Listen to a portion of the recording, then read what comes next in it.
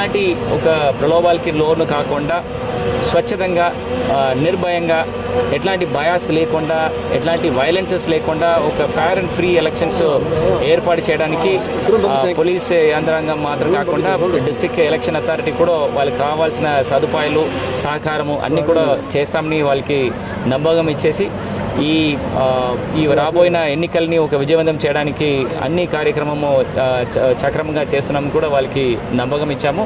వాళ్ళు కూడా అందరూ కదిలి వచ్చేసి ఓటు వేస్తామని నమ్మకం ఇచ్చారు. సో ఈ కార్యక్రమం చాలా సక్సెస్ఫుల్గా జరిగింది. దాదాపుగా ఒక 200-300 మెంబర్స్ దీంట్లో మత్స్యకారులు అందరూ కూడా పాల్గొని ఈ కార్యక్రమం విజయవంతం చేయడం జరుగుతుంది.